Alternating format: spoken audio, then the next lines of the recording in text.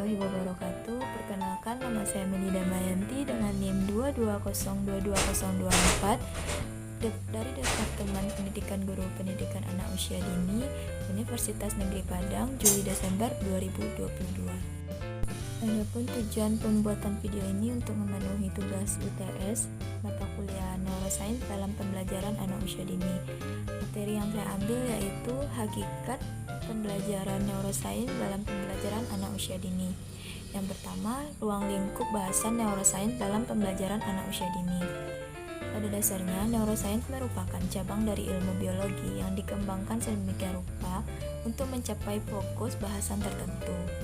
Yang kemudian, penemuan tersebut mengantarkan kita kepada wawasan bahwa anak usia 0-6 tahun disebut juga dengan usia keemasan atau golden age. Howard Gardner menyatakan bahwa pada anak usia 5 tahun pertama selalu diwarnai dengan keberhasilan dalam belajar mengenai berbagai hal. Disimpulkan bahwa untuk menciptakan generasi yang berkualitas dibutuhkan pendidikan yang mumpuni sejak usia 0-6 tahun, yaitu pendidikan anak usia dini. Ketika anak lahir, sel-sel otaknya mencapai 100 miliar. Ketika sel-sel tersebut saling berhubung meskipun sedikit. Ketika anak usia 3 tahun telah membentuk 1000 triliun jaringan koneksi atau sinapsis. Stimulasi yang diberikan kepada anak melalui lembaga-lembaga pendidikan anak usia dini dengan membuat fungsi-fungsi neuron bekerja secara optimal, berguna mengembangkan kemampuan sensori anak. 2. Tujuan dan manfaat neuroscience dalam pendidikan anak usia dini. Mampu membuat anak belajar dengan maksimal berdasarkan kerja otak secara alami. Dengan demikian, neuroscience dalam pembelajaran akan membuat anak belajar walau semata-mata hanya untuk memenuhi rasa keinginan tahuan terhadap sesuatu. Yang ketiga yaitu menjelaskan pengertian neuroscience. Neuroscience secara etimologi adalah ilmu neural atau neuroscience yang mempelajari sistem saraf, terutama mempelajari neuron atau sel saraf. Dengan pendekatan multidisipliner secara terminologi, neuroscience merupakan bidang ilmu mengkhususkan pada studi saintifik terhadap sistem saraf. Dengan dasar ini, neuroscience juga disebut sebagai ilmu yang mempelajari otak dan seluruh fungsi-fungsi saraf belakang. Menerangkan sejarah neuroscience. Yang pertama, menurut Chazal tahun 1852 sampai 1934. Yang pertama, sel saraf sebagai unit sinyal dan blok pembentuk dasar otak disebut neuron. Neuron terdiri dari dendrit, badan sel, dan akson. Yang kedua, terminal akson menyampaikan informasi ke dendrit sel lain di sinapsis, yaitu celah antara akson dengan dendrit dan sel lain. Yang ketiga, neuron membentuk sinapsis dan berkomunikasi dengan sel saraf tertentu. Yang keempat, sinyal dalam neuron berjalan ke satu arah saja, yaitu dendrit ke badan sel, akson prenaptik, dan menyeberang celah sinaptik dan dendrit sel berikutnya.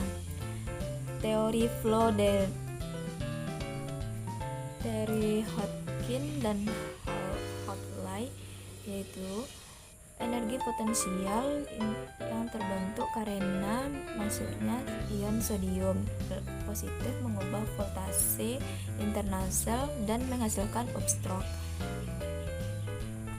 Kemudian saluran potasium terbuka dan ion potasium keluar dari sel menghasilkan downstroke sehingga sel kembali kepada voltase utama. Menguraikan temuan penting perkembangan otak, mengidentifikasi jendela kesempatan kemampuan otak anak. 1.